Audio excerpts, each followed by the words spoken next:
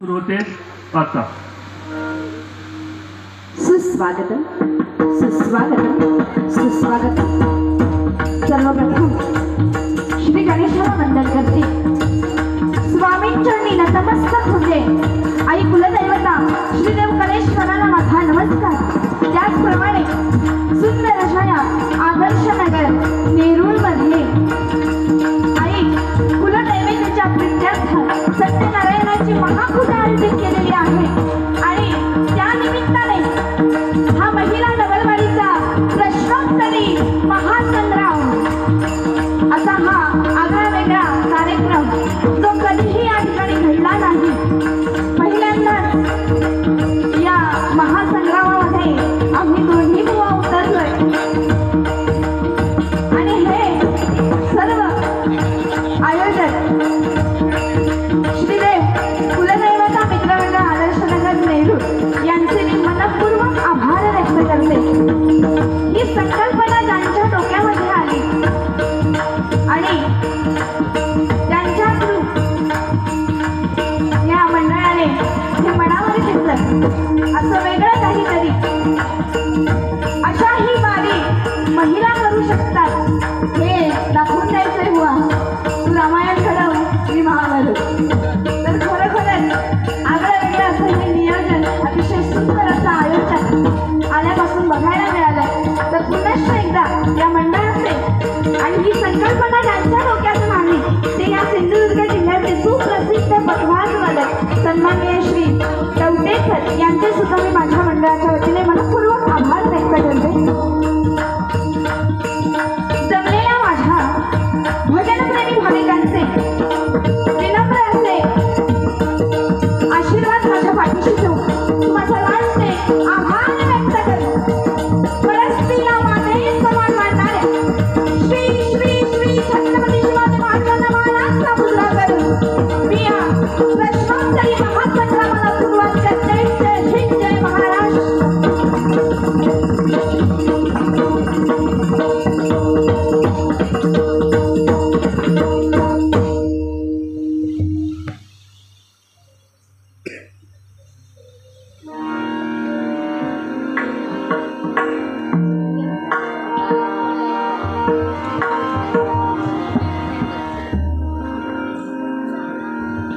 Hello hello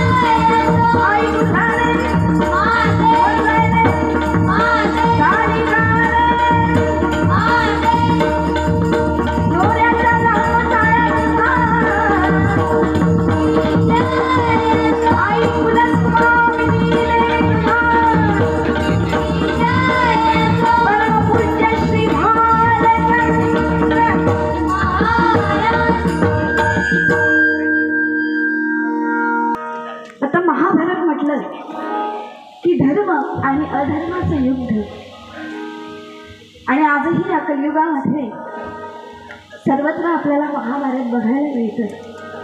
आज या ठिकाणी आम्ही दोन्ही जीवा बसलो आहोत. आम्ही तसं बघायला गेलं तर जीवाभावाच्या मैत्रीतून, पण आज या ठिकाणी युद्धात उतरलं, महासंग्राम. त्याच्यामुळे ही आमची आजची युद्धभूमी. असं जिथे जिथे अधर्म माजला तिथे तिथे श्रीकृष्णाने अवतार घेतला. तर आधी सुरुवात करते. या भवसागरातून जर तारून जायचं असेल तर परमेश्वराला शरण यावं लागतं, त्याच्या पायाशी नतमस्तक व्हावं लागतं. म्हणून आधी परमेश्वराला त्याचे आशीर्वाद परमेश्वराचे पाठीशी होते.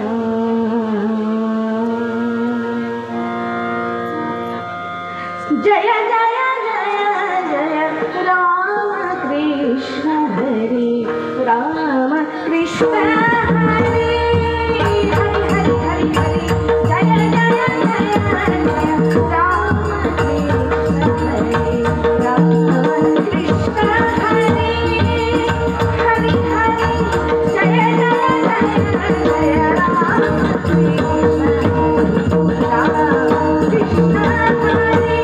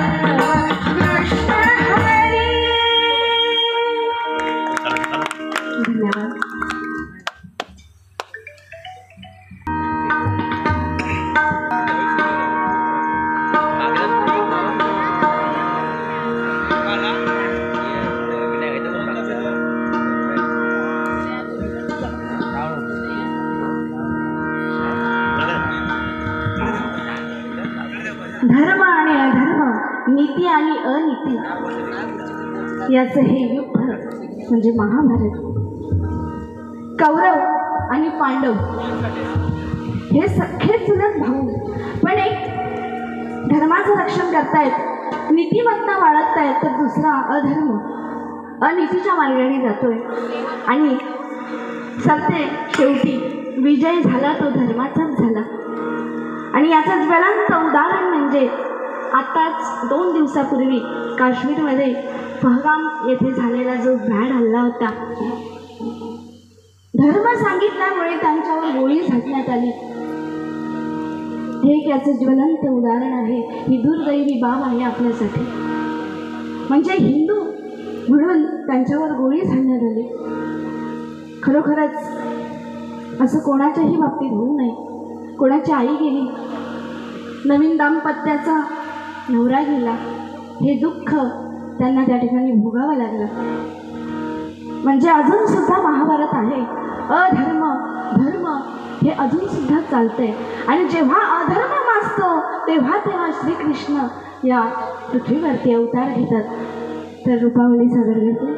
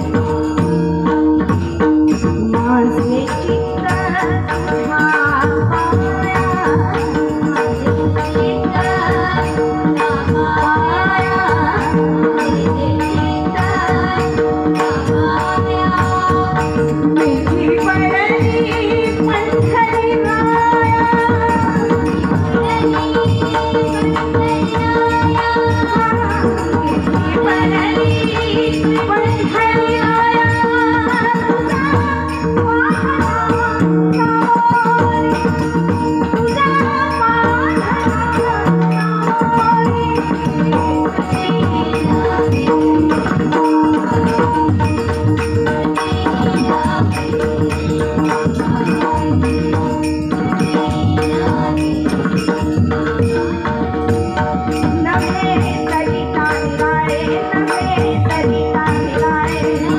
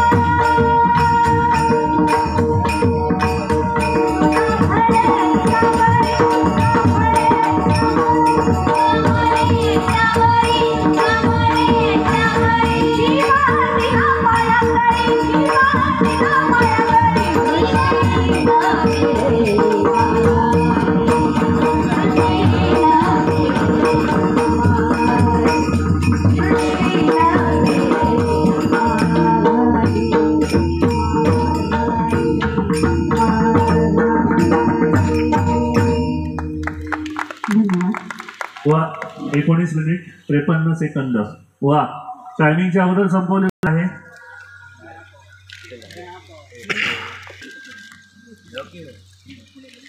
बुवा भजन म्हटलं, हा प्रश्न मी जनरल विचारतोय कारण आताचं सध्याचं जे भजनाचं स्वरूप जे बिघडलेलं आहे त्याला अनुसरून, की भजन म्हणजे अभंग गवळणी की पिक्चरची गाणी? भजन म्हणजे संतांचा अनमोल ठेवा, अभंग आणि गवळण. मग जी भजनामध्ये पिक्चरची गाणी घेतली जातात ती कोणत्या देवासाठी घेतली जातात? कोणत्याच नाही, ती स्वतःच्या म्हणजे असं म्हणतात ना की एक भजन म्हणजे आता पैसा कमवण्याचंच माध्यम झालेलं आहे, त्याच्यासाठीच घेतलं जातं असं मला वाटतं. एकदा हे योग्य उत्तर दिल्यामुळे जोरदार टाळ्या वाजवायचे. कारण मी यामार्फत एक रसिकांना सांगू इच्छितो की दिवसभर आपण होम पूजा होम हवन चांगली पुण्याची कामं करतो आणि रात्री असे काही आपण कार्यक्रम ठेवतो की त्या पुण्याचा सगळा पापात रूपांतर होतं. त्यामुळे प्रत्येक आयोजकांना सुद्धा अशी विनंती आहे की तुम्ही सुद्धा असे कार्यक्रम ठेवा की तुमची बायका मुलं शेजारी बाजारी हे असे कार्यक्रम व्यवस्थित बघू शकतात. असेच तुम्ही कार्यक्रम याच्या पुढे आयोजित करावेत.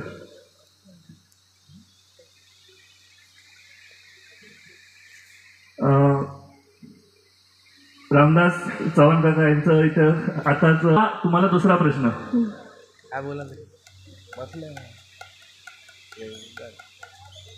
तुम्ही जे जय जय राम कृष्णरी गायलात ते कोणत्या रागामध्ये होतं आणि त्याचा ताल कोणता होता? देस रागातलं होतं. जर बरोबर असेल तर जोरदार टाळ्या वाजवायच्या आहेत. ताल कोणता होता?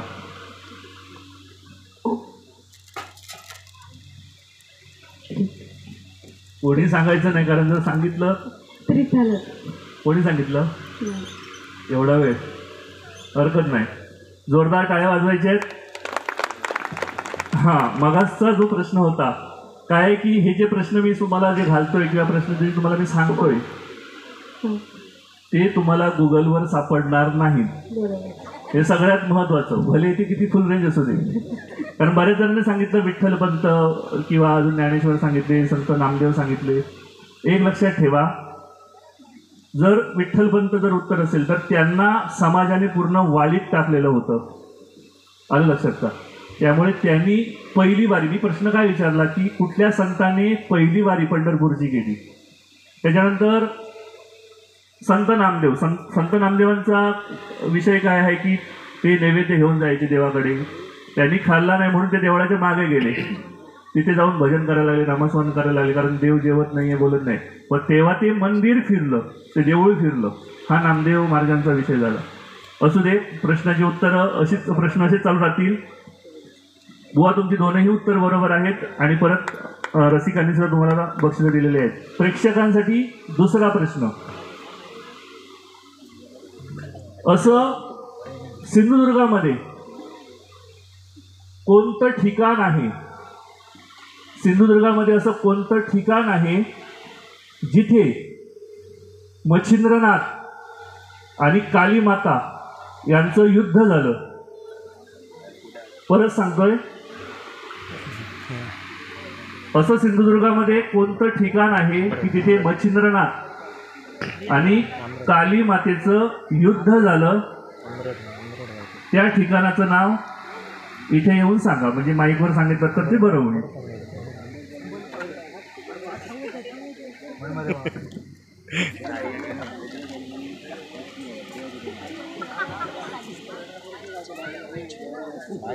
हॅलो, नवनाथ कथासारमध्ये अध्याय 6व्यामध्ये याचा उल्लेख आहे आणि यामध्ये असं लिहिलं गेलं आहे की कुडाळ प्रांतामध्ये अडूळ या गावामध्ये महाकाली आणि मच्छिंद्रनाथ यांचं युद्ध झालेलं आहे.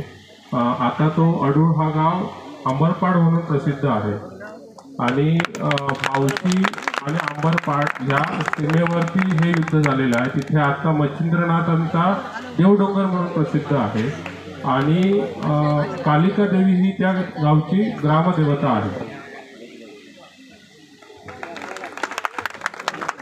बरोबर आहे, कारण ही कालिका देवी म्हणजेच कालिका अस्त्र, जे विश्रांतीसाठी या अडूळ प्रांतात येऊन थांबलं होतं आणि जेव्हा मच्छिंद्रनाथ जेव्हा सर्व देवांवर विजय मिळवण्यासाठी किंवा सर्व देवांकडे शस्त्रविद्या सर्व शक्ती आत्मसात करण्यासाठी गेले होते तेव्हा ते अडूळ प्रांतात इथे आले. हे जे आंबडपाल आपण जे म्हणतो तिथे.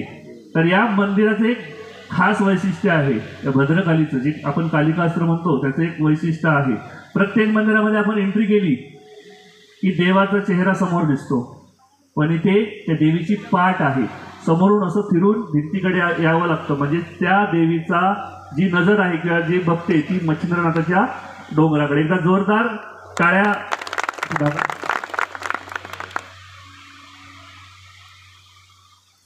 दत्तप्रसाद कालेलकर यांनी सुंदर उत्तर दिलंय त्यांच्यासाठी सुद्धा 100 रुपयाचं बक्षीस. जोरदार टाळ्या.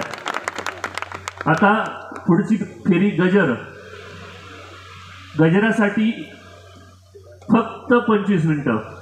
25 मिनिटात तुम्ही सादरीकरण करायचं आहे. या गजरामध्ये कुठल्याही पिक्चरची गाणी कुठल्याही भजनाला सोडून इतर कुठली गाणी गायची नाही आहेत. जर तसं आढळल्यास साऊंड पूर्णपणे बाहेरून बंद करण्यात येईल. जे काही अध्यात्माला भजन संप्रदायाला अनुसरून असेल तेवढं तुम्ही सादरीकरण या 25 मिनिटांमध्ये करू शकता. धन्यवाद. जर कार्यक्रम आवडत असेल तर जोरदार टाळ्या वाजवा. कारण इतर डबलवाऱ्या एकमेकांची उनीधुनी काढणं किंवा एकमेकांच्या घरापर्यंत जाणं त्याच्यापेक्षा ही डबलवारी नक्कीच तुम्हाला आवडली असेल असं मी गृहीत धरतो.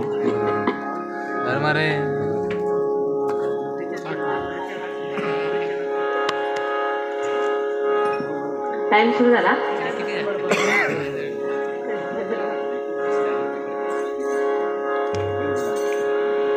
चालू नाही. हॅलो वरडी तुमची वेळ सुरू होते आता. माईक लावा.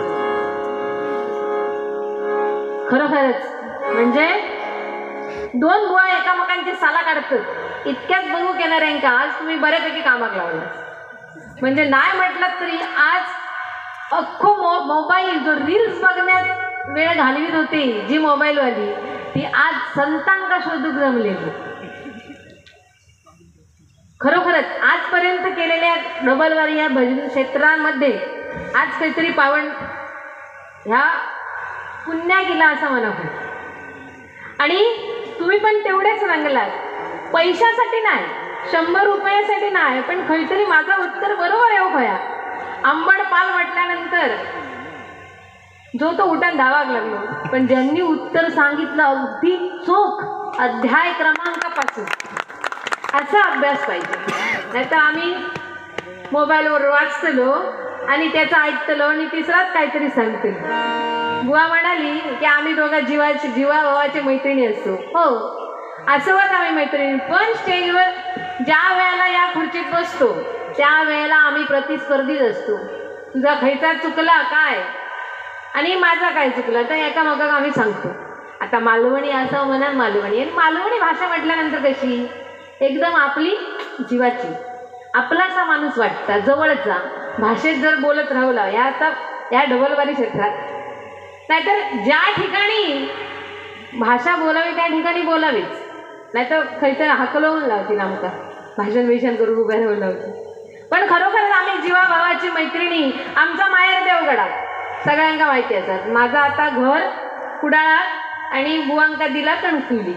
आम्ही दोघवली देवगडची देवगडच्या कन्या.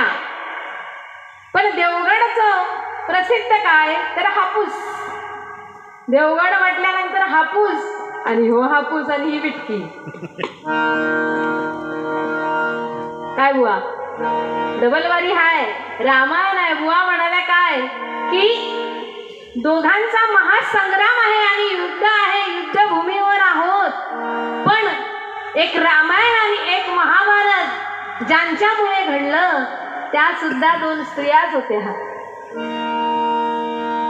त्या सुवर्ण मृगकांचना त्या हरणाला मृगकांचनाला सीतामाईंना पाहिजे असलेलं ते मृगकांचन प्रभू रामचंद्रांना पाठवलं आणि इकडे रावणाने सीतेला पळवून नेलं. आणि मग घडला का रामायण असं म्हणतो आपण. पण रामायण घडायच्या आधी लिहिलं गेलंय वाल्मिकी ऋषीने. आधी लिहिलंय आणि नंतर त्या भगवंताने अवतार घेतला आणि तसा तो वागला. मगाशी सांगितलं निर्गुण निराकार परमात्मा तो आपल्याला तो मूर्तीच्या रूपातच दिसतोय, पण त्याला पाहायचा कसा, शोधायचा कुठे? ओ तान्या बाळाच्या हासऱ्या डोळ्यात, ओ 2 महिन्याचं बाळ पाळण्यात हसतंय, तिथे पाहावा तो भगवंत. त्या संतांच्या मेळ्यात लाखो वारकरी पंढरपूरला जातात. तरुण वर्ग कमी, वृद्ध कलाकार जास्त, आणि त्या भगवंताच्या नामात जी ताकद आहे ती त्यांच्या पायात ताकद येते. म्हणून त्या पंढरपूरच्या वारकऱ्यात पाहावा तो भगवंत. तुझ्यात आहे, माझ्यात आहे, सगळ्यांमध्ये आहे तो भगवंत.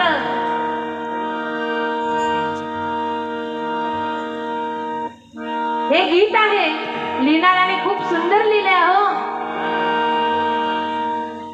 भरला सागर चोहीकडे तरी ते कोरडे चातकासी, गळतील थेंब जेव्हा मेघातुनी तेव्हाच तहान भागे त्याची. अथांग सागर पाण्याने तुडुंब भरलाय, पण तो चातक पक्षी त्या पावसाच्या थेंबाचीच वाट बघत असतो. आणि त्या पावसाच्या थेंबाने त्या पक्षाची तहान बघते. तसंच आहे भगवंताला, बाकी काय नकोय. भगवंत भोळ्या भावाचा भुकेला, भोळ्या भक्तीचा भुकेला. 2 दिवसाचे जीवन आपलं क्षणभंगूर जीवन आहे. 2 दिवसाचं जीवन आहे. आम्ही आज आहोत, उद्या असूच माहिती नाही. मगाशी ते पहलगामला झालंय आतंकवादी हल्ला, त्याचं बुवांनी रूपांतर केलंय, आणि तिथे आनंद साजरा करण्यासाठी गेलेले मागे आले नाही. म्हणून 2 दिवसाचं जीवन आहे. आनंदाने जगूया आणि आनंद मारून घेऊया. इथे पहिल्या प्रश्नाचं उत्तर कोणाला आलं नाही, म्हणून आपण खचून गेलो. काय दुसरा प्रश्न काय आहे याच्यावर सगळ्यांचं लक्ष गेला नाही. सगळे उठून पहिला प्रश्न आपण विसरून गेलो. पण या आयुष्यामध्ये या पदरी पुण्य पाडायचं असेल तर या मुखात त्या भगवंताचं नाव असलं पाहिजे. तो भगवंत जन्माला आला, कशासाठी आला? किती राक्षसांचा वध केला, पण एकच राक्षस होता, तो म्हणजे रावण. याचा वध करायचा होता. त्याचा वध करूनच शेवट झाला. आणि त्या रावणासाठीच विष्णू नारायणांना अवतार घ्यावा लागला. 9 ग्रहांच्या पायऱ्या केल्या आणि सर्व देवतांना आपल्या घरी कामाला ठेवलेलं. असा तो रावण. आणि प्रभू रामचंद्रांनी अवतार घेतला, जन्म घेतला. सगळ्यांना रामायण हा विषय माहीतच आहे, कसा जन्म झाला, काय झालं. दशरथ राजांच्या पोटी कौसल्य मातेच्या पोटी जन्म घेतला प्रभू रामचंद्रांनी. असं हे रामचंद्रांचं, प्रभू रामचंद्रांचं रामायण म्हटल्यानंतर आदर्श राम या गजराच्या माध्यमातून या रामायणाची कथा मी तुम्हाला थोडक्यात सांगते, ऐका.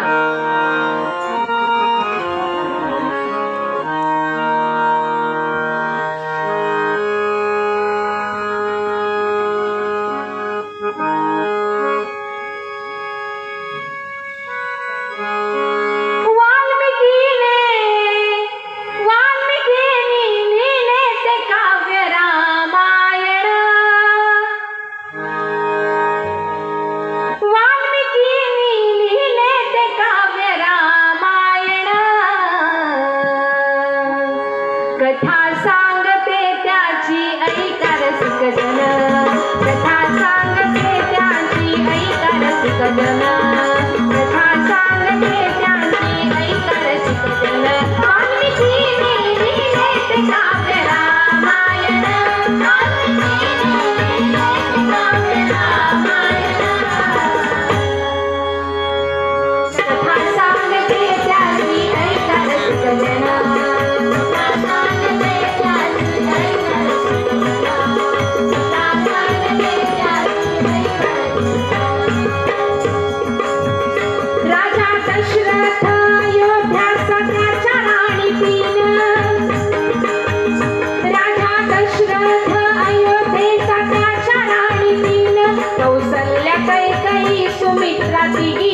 महाल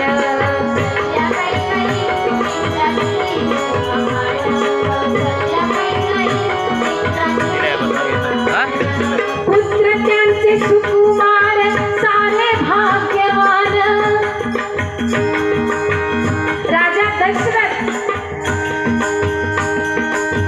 त्यांना काही संतान नव्हतं, पण त्यांना एक स्वप्न पडलं की 2 पुरुष आणि एका स्त्रीला मी वधिले, त्यांचा मी वध केला असं स्वप्न पडलं. ते स्वप्न गुरुंना सांगितलं. गुरु म्हणाले शिकारीला जावं आणि शिकारीला गेले असता श्रावण बाळ आपल्या आई वडिलांना कावड घेऊन काशी यात्रेला घेऊन चाललेला, काशी तीर्थाला घेऊन चाललेला असताना वाटेत त्यांना तहान लागली. तर पाणी पिण्यासाठी श्रावण बाळ पाणी आणण्यासाठी गेला, तर पाण्यात ते मडकं बुडवतात. बुडबुड असा आवाज आला आणि दशरथ राजाने बाण सोडला. बरोबर श्रावण बाळाला लागला. श्रावण बाळाला बाण लागताच ऐक असा आवाज ऐकताच राजा दशरथांना कळलं की शिकार दुसरं तिसरं कोण नसून कोणतरी मनुष्य आहे. या ठिकाणी माझ्या आई वडिलांसाठी मी पाणी घ्यायला आलेलो. आता मी काय नाही जाऊ शकत, तुम्ही माझ्या आई वडिलांसाठी पाणी घेऊन जा, पण बोलू नका, नाहीतर त्यांना कळेल आपला श्रावण नाहीये. पण न बोलण्यामुळे आई वडिलांना कळलं, शेवटी आई वडील ते न बोलल्यामुळे कळलं की हा आमचा श्रावण नाहीये. मग कोण आहेस तू, बोल, आमचा श्रावण कुठे गेला असं दशरथ राजाला विचारतात. दशरथ राजा सांगायला लागला माझ्या हातून चूक झाली, माझा बाण श्रावण बाळाला लागला, आता तो नाही राहिला, मी पाणी आणलं, पाणी प्या. असं ऐकतात आपला बाळ नाही राहिलाय, आपला श्रावण नाही आहे हे ऐकतात त्यांच्या मुखातून उद्गार आले आमचा बाळ नाही राहिला तर आम्ही राहून काय करू, आम्ही पण आता प्राण सोडतो, पण तुला एक शाप देतो. आम्ही जसा पुत्र शोकाने, आम्ही जसा पुत्र पुत्र करत मरणार तसाच तू पुत्र शोकाने मरशील. बघा असा शाप दशरथ राजाला. पण एका बाजूला आनंद झालाय राजाला, का कारण त्याला संतान नव्हती, आनंद झाला. एका बाजूला दुःख झालंय. आनंदाची आणि ती दुःखाची बातमी गुरूंकडे आली. गुरूंना सांगितलं आणि पुत्र कामेश्वरी यज्ञ करण्यात आला आणि त्याच्यातून त्या प्रसादातून कौसल्या सुमित्रा कैकेयी यांना पुत्र रत्नाचा लाभ झाला. पुत्र त्यांचे सुकुमार सारे भाग्यवान, राम भरत लक्ष्मण आणि शत्रुघ्न.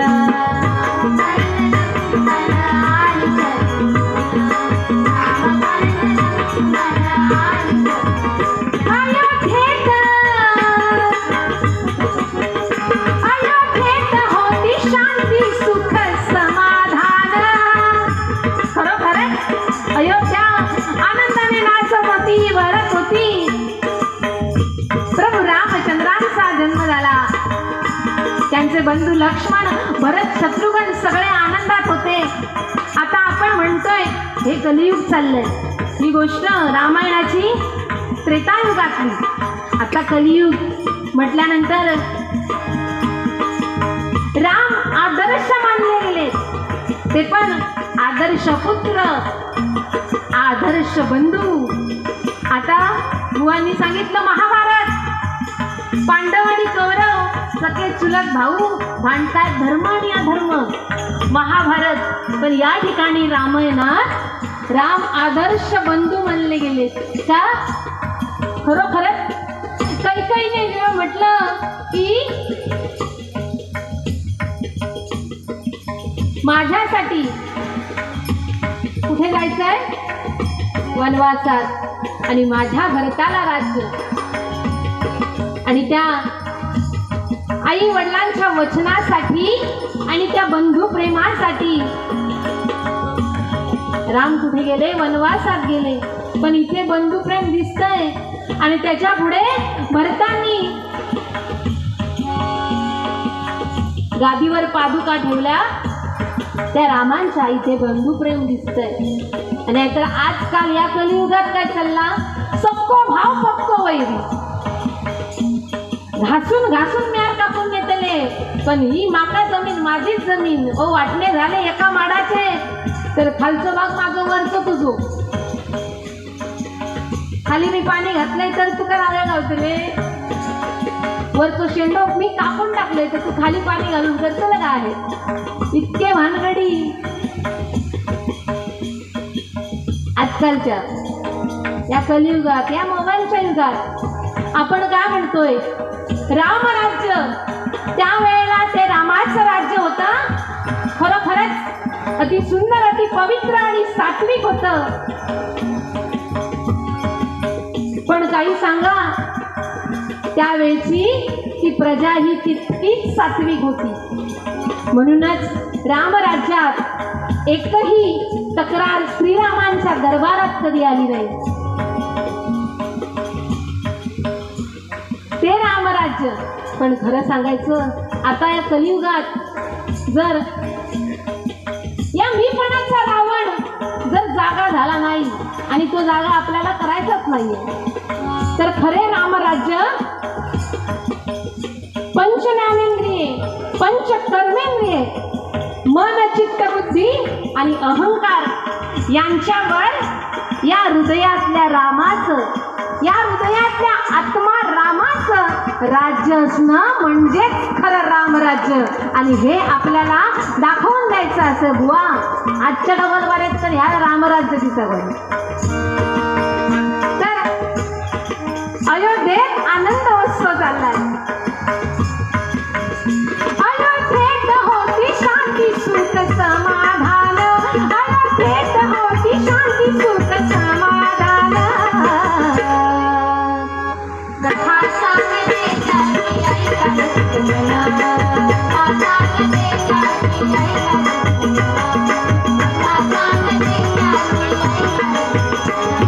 वचन कैकईचे घेई दशरथाचा प्राण. वचन कैकईचे घेई दशरथाचा प्राण. वनवासास गेले राम सीता लक्ष्मण.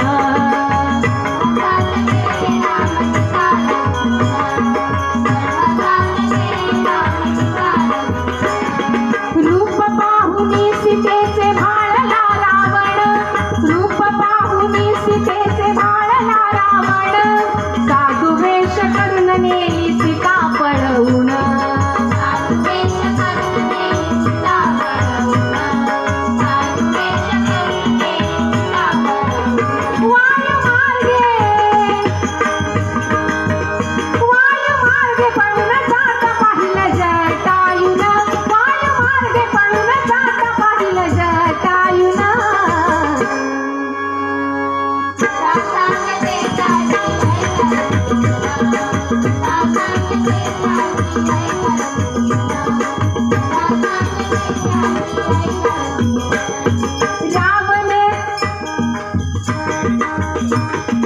रावणाने सीता नेली अशोक वनात.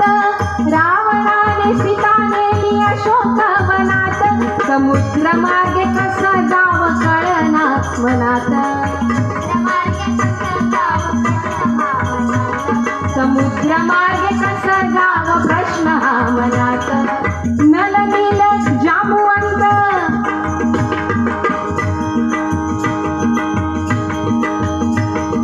शोध घेता भेटला तो भक्त हनुमंत. नल नील अंगद सुग्रीव जांबुवंत.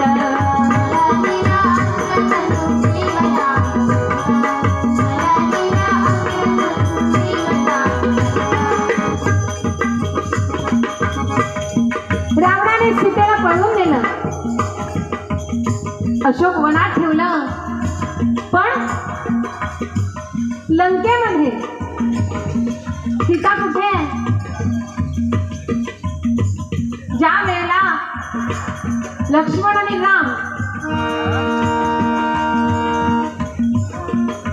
त्या मारीच राक्षस ज्याने त्या हरणाचं रूप धारण केलं होतं त्याच्या मागे राम आणि लक्ष्मण गेले होते आणि त्यांना कळलं की हा राक्षस आहे आणि बाण लागताच राक्षस आपल्या रूपात आला आणि तो तिथून अदृश्य झाला.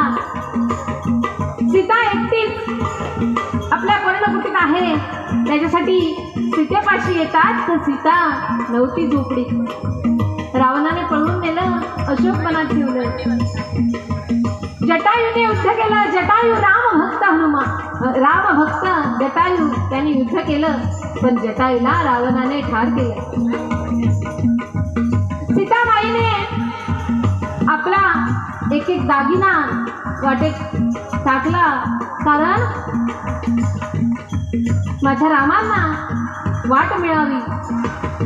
असं करता त्या जंगलात त्या वनात सीतेचा शोध घेत घेत राम आणि हनुमंत राम आणि लक्ष्मण चालले असता भेट घडली की हनुमंतरायाची सुग्रीवाची. इथे आदर्श बंधू झाला तर आदर्श मित्र दिसला. कारण त्या सर्व वनात एकट्या वालीने आपल्या ताब्यात सगळ्यांना घेतलेलं नवे तर सुग्रीवाच्या बायकोलाही सुग्रीवाला हकलून लावलं. सुग्रीव जाऊन लपून बसला होता आणि त्याच्या बायकोलाही आपल्याकडे घेतलं. असा तो वाली आणि रामांनी त्या मित्रप्रेमासाठी सुग्रीव मित्र त्या मित्रप्रेमासाठी कसा त्या वालीचा वध केला आणि सुग्रीवाला अख्खं राज्य मिळवून दिलं.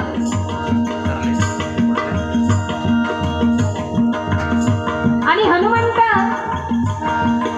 लंकेमध्ये गेला, लंका दहन केली आणि आला. सेतू बांधला, राम नाम लीला दगडावर आणि दगड पाण्यात टाकला आणि तो तरला. हो तो दगड तरला, आपण का नाही करू शकणार. म्हणून भगवंताचं नाव हे आपल्या मुखात असलं पाहिजे. म्हणून काय म्हणते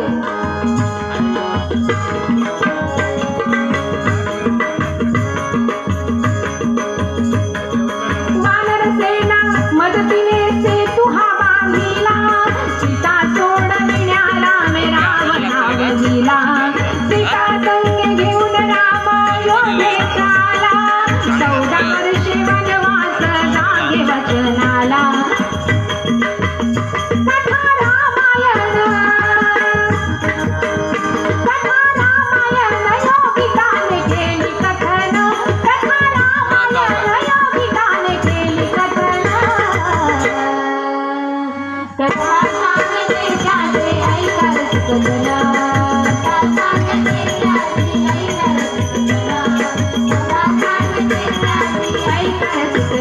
वाल्मिकीने लिहिले ते काव्य रामायण. बघा या ठिकाणी 14 वर्ष वनवास करून राम अयोध्येत परत आला. इथपर्यंत या गजरात मी रामायणाचा उल्लेख केला कारण वेळेचं पण बंधन आहे आणि तिथेच आनंदोत्सव साजरा झाला. घोड्या तोरणे उभारली गेली अयोध्येत. तर रामायण म्हटल्यानंतर त्या भगवंताचं नामस्मरण करू तेवढं थोडं आहे आणि पुण्य पदरी पाडण्यासाठी हे खूप मोठं साधन आहे. आता राम आणि राम रक्षा तुम्हाला माहिती असेल. राम रक्षा एखादा श्लोक म्हटला की एखादा स्तोत्र वाचलं की आपल्याला पुण्य मिळतं आणि ते पुण्य खरंच पूर्ण स्तोत्र तुम्हाला वाचायला वेळ नसेल तर रामरक्षा मधलं एक श्लोक आहे तो तुम्हाला सांगते. आपदाम पहरतारम दातारम सर्व संपदा. आपदामपहर्तारं दातारं सर्वसंपदा लोकाभिरामं श्रीरामं भूयो भूयो नमाम्यहम्. म्हटल्यानंतर या श्लोकाचा अर्थ संकटे दूर करणारा, सर्व प्रकारचे वैभव देणारा आणि लोकांना आनंद देणारा अशा रामचंद्राला मी पुन्हा पुन्हा नमस्कार करतो. हा जो राम रक्षा मधला एक हा श्लोक आहे ना, त्याचं महत्व एवढं आहे की हा श्लोक जर तुम्ही बोलला तर अख्खी रामरक्षा वाचलेल्याचा आपल्याला पुण्य मिळणार आहे. एका श्लोकामध्ये ते पुण्य आहे रामरक्षाचा. म्हणून लक्षात ठेवा, आपदामपहर्तारं दातारं सर्वसंपदा लोकाभिरामं श्रीरामं भूयो भूयो नमाम्यहम्. हा श्लोक तुम्ही गावा. धन्यवाद. वाल्मिकीने लिहिले ते काव्य रामायण, कथा सांगते त्याची ऐका रसिक जन.